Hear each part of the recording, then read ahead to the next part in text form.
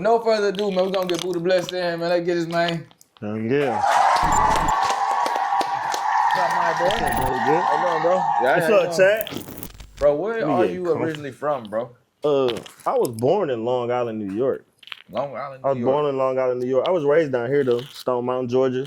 Mm-hmm. East side, went to Stevenson High School. Your family from here or? Like... Nah, my family from New York. Long Island, Queens, Jersey, Elizabeth, Jersey. Like all my family, like we, like New York. Like I have the mind of an ear of a New York nigga. Like I grew up listening to 50 Cent. Like 50 Cent. I know, bro. You usually hitting me for that 50 connect, bro. But now he got one. He got 50 last, but besides Big Rich Town, he got 50 last platinum song. I was just trying to work. Yeah, I was like, Buddah hitting me like, hey. I was like, bro, I don't even know these niggas like that, yeah, bro. I'm like, I try, bro. I'm like, bro, come on, give me that 50 plus, Sonny. Like, but I even try to like force the relationship. Like, I was like, this nigga gonna meet me at some fucking point. That's like bucket list shit. Like, nah, bro. When I sample Need It with NBA Youngboy and Migos, that's a 50 Cent song. That was I was getting my car off of 50 Cent. Pull that motherfucker up. Pull up, get in my car by 50 Cent. It's a track 9 on the Massacre. Damn, hold on. He got. Hold on. Before you play it, I took a 50 Cent album cut, made it double platinum. Now let me tell you, it's the bridge. This song for me is a bridge because you got 50 here, you got Migos here, and you got Young Boys here. That's 3 different generations of rap. So you did tell 50, well, they got paid off this too then? Yeah, 50 came for 50% of the song. Now literally, shout out High Tech though, because I wasn't finna get like much on it. Yeah. And I called him like, hey bro, like the original producer of the record, and High Tech, he fought too. And I was like, bro, I ain't getting nothing on. I was getting something, but I ain't getting nothing on this. Like nothing for real. Yeah, I was like, bro, if you could fuck with a nigga, I done put this hold on and got him in. He was just like happy to get sampled. Like his first time getting sampled, he was like, yeah, what you need? I got you. You know what I'm saying? He gave up a percent. He was just happy. He tell his kids like, yeah, see, your dad, that nigga. You know what I'm saying? Like that's the artist his kids listen to. So yeah, let's reel it all the way back, bro. Come on. So where did you start making beats, or what was your like beginning of like production at though? My beginning of beats was like I always played like I kind of got a little Zaytoven story. I played the keys in the church. My brother was a drummer, and Are your parents were like pastors and stuff? Yeah, my stepdad was the pastor, or my former stepdad. My left that weird ass nigga. Shout out, Mr. Scott, nigga. We ain't call him Pop, but no, we called him Mister. We kept that Mister in front of it, nigga. That was a wall. My mom, really, my mom's sister, like my aunt. She married my Uncle Joe. My Uncle Joe, he made beats. Like he was a producer for A+, like New York niggas. Like he made beats for Raekwon, like, you know, different street stuff like that back in New York. So it was at Thanksgiving one day, this nigga had Fruity Loop open, and this is like Fruity Loop 3. Okay. I was gonna ask where you started. Yeah, it was like I started on 3. Yeah, it was Fruity Loop 3. And I'm like, what you doing? He was like, I'm making a beat. I was like, I was like, what you mean making a beat? He was like, on music, da-da-da. So he was like this in his laptop on his headphones. So I put the headphones on and I'm listening, and he chopped this. He was like New York nigga. So yeah, he was like real sample chop heavy. So I'm listening to this shit like, you did this? He was like, yeah. So next summer we went, him and my aunt lived in Jersey. So when we go to New York, me and my brother go to New York every summer. We're gonna spend like a week out there. And he took me to the studio with him. And he also had Fruity Loops at his crib, and my brother made a beat. Me and my brother was making beats, and my brother made this beat. He sampled this Earth, Wind & Fire song, and we made like 7 beats that day. We made 3 by ourselves and 1 together, and his shit was better than mine. Like me and my brother like competition, clash. Who older? He is. I'm the little brother. I'm the little brother. So you know what I'm saying? Yeah. It's like, nah, nigga. I'm better. So I literally just. It started out me just wanting to be better than Ty Shunt with my brother. And then he didn't even care. He was just like, all right, I made a bit of beat, kept going on with his life. And I just never let go of that shit. Did you have any hits going on in high school, or was it just like a build-up type of situation? Nah, high school, it was just like real neighbor. I had like the neighborhood. Neighborhood? Yeah, like the Cool America niggas. You was doing that shit back then? I did all that shit. swear. Cool Everything. America they had like one or two like hits in Atlanta though. What was it? Make Some Shake. I didn't do Make Some Shake though. I'm gonna make some shake. Yeah, Cassius J did that. I just engineered and recorded him on that. Oh damn. Engineered, recorded, and mixed it. That was cool for me too, because it was like, damn, I'm hearing my mix on the radio, so I felt good about that. Mm-hmm. You know what I'm saying? But everything they did, shout out T Money. I was signed to them. That's like my first deal. I was signed with T Money. Slim, you know. T Money. So then, you know, time go on, get with T Money, boom, boom, boom, boom, boom. So you had already linked and been at Streets X and stuff before you got signed with T Money and stuff. That whole year that you had waited and stuff, you was over there with. Yeah. I was just working, still working the move, working the street type shit. Mm-hmm. That T Money AMG shit was going up though. You know what I'm saying? So, and I felt a bigger part of that. Mm-hmm. You know what I'm saying? So I made it whole. You know, like okay, boom, this is where we at. I say probably 3 years into that. The relationship I made over there back in the day ended up becoming DJ Issa bringing me to 2 Chainz. And then 2 Chainz getting Drake on the song. And then, you know what I'm saying? Okay, so now let's start right there. Yeah. So that was your first official entry into the game right there though. Yep. So a song with Drake. When they told me about this song, I was happy as fuck. And I heard it. See, I'm not a happy person. Just to be 100. I'm just not saying like I'm not a happy person. That was the wrong thing to say. You're a mad guy? No, I used to be, no cap. But it was like, but I'm saying like, when I say happy, it's like, I heard the song, right? And I'm like, where the hook? There's no hook on this song. They both just say, I got a big amount and start rapping. So I'm like, say the Chainz, I'm like, say the tech. I was like, hey, you think you can get Drake to do a hook? Like he come back or, you know what I'm saying? Cause I'm just trying to like, bro, You trying to make sure that I'm trying to make sure it's radio and shit like that. Not knowing the ins and outs of it, it's a 2 Chainz and Drake song. Def Jam gonna make sure the right things happen to make sure, you know what I'm saying, till it gets seen in the best light.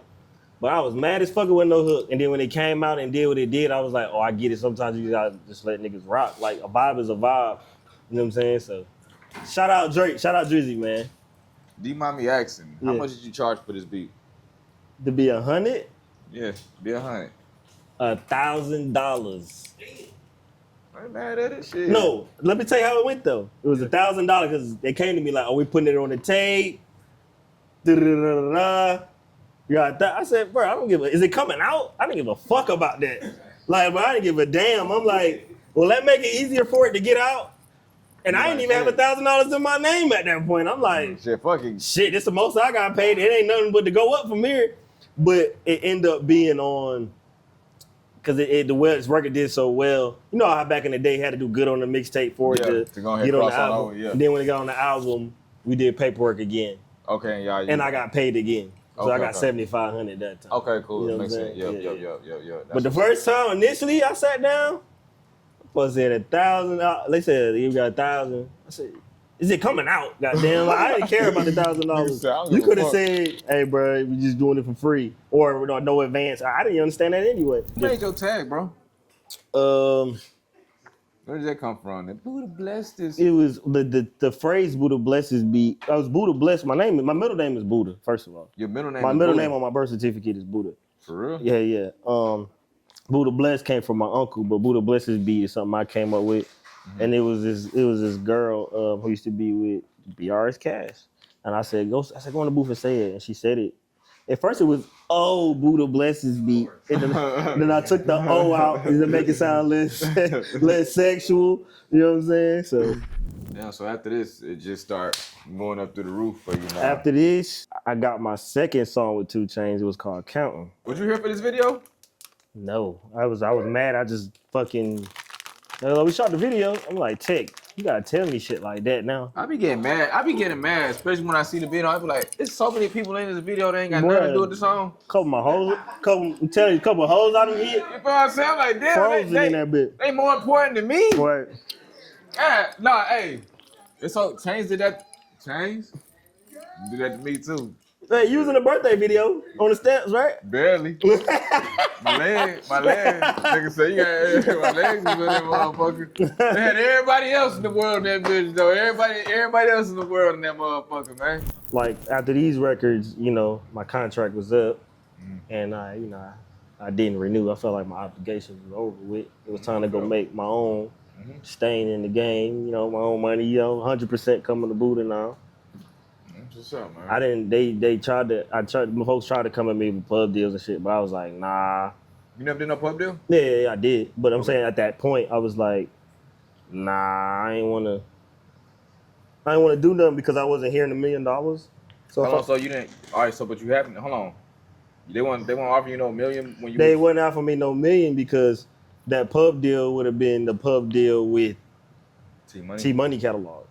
Oh, all the stuff you was making with I wanted to go make my own catalog. Oh, so you rebuilt your shit. You want to so that's just residuals now. You know what I'm saying? Whatever me and him, because I get the cut, he get cut, I get. I just had that coming to me residually. At what point was the rebuild?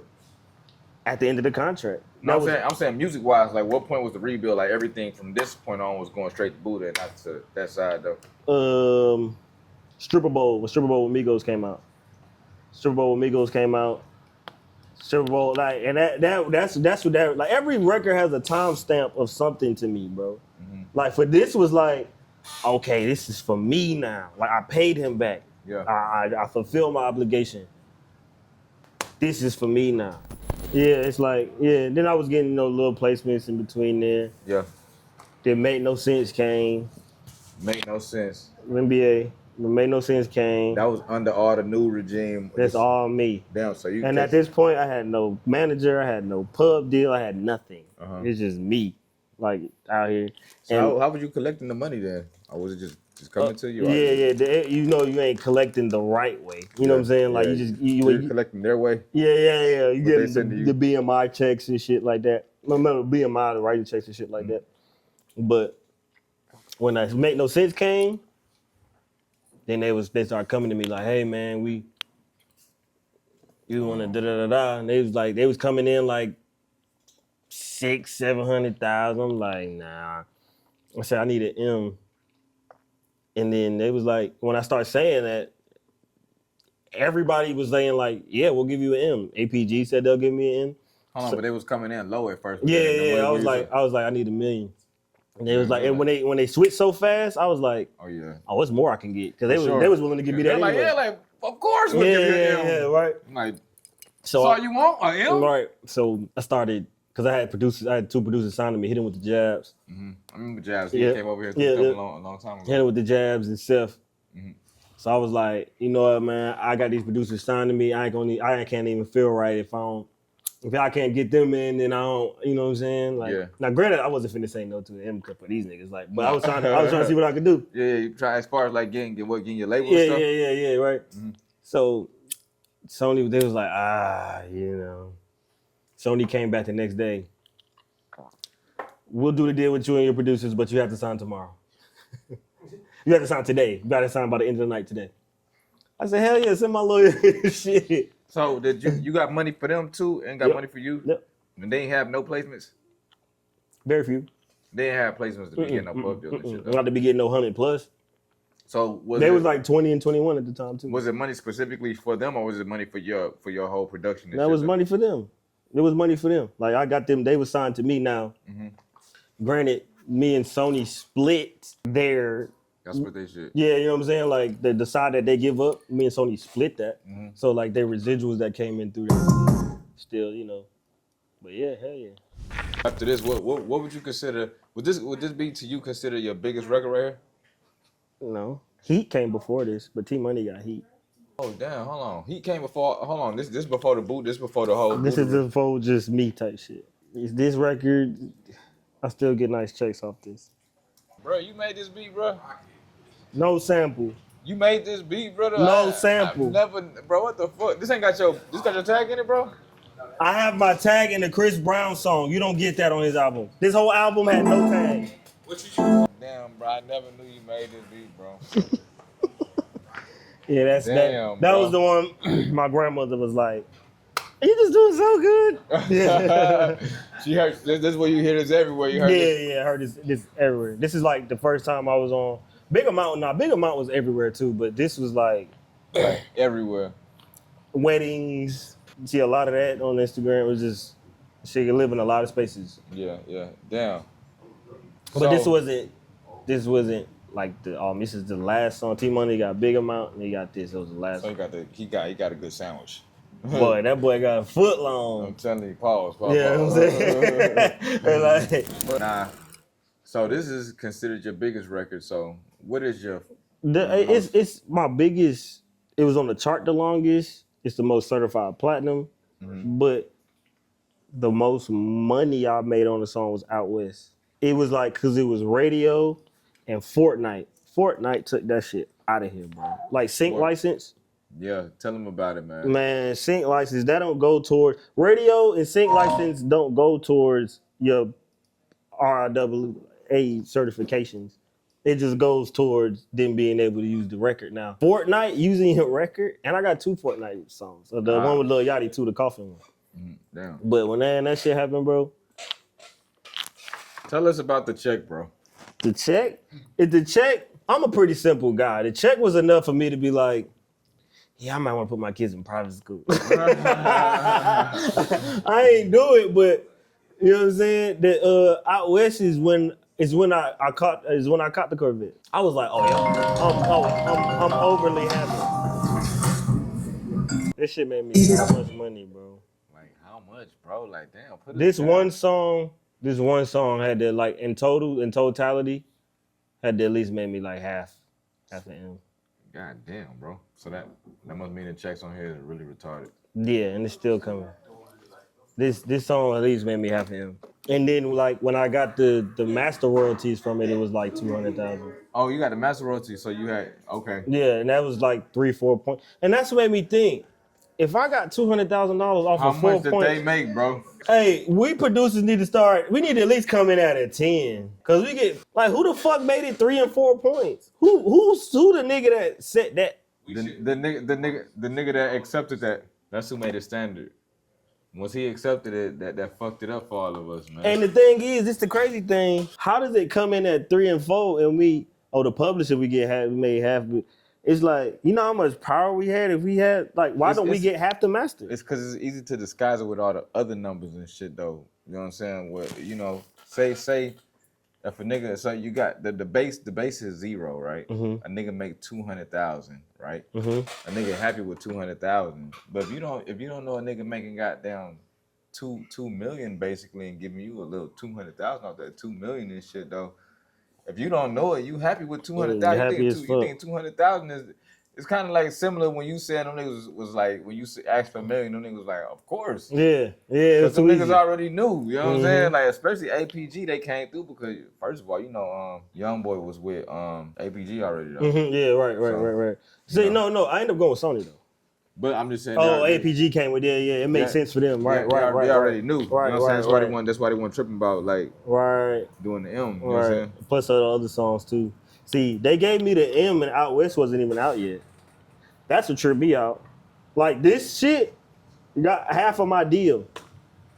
This one song. Other shit was like extras and help. This one song, like I recouped. It was a 3-year deal. I recouped in 2 because the sync license shit went to that. Okay, before we get the cooker started, rolling. New Balance brought you some gifts and stuff. I brought you a gift though. Shout out to my boy. Niggas don't give me shit. I'm gonna cry. Oh man, cut it out, man. It's a rolling 808 shootout, man. You did ask me what size I wear. Yeah. So. Oh shit. Yeah. Hello. Niggas got me some.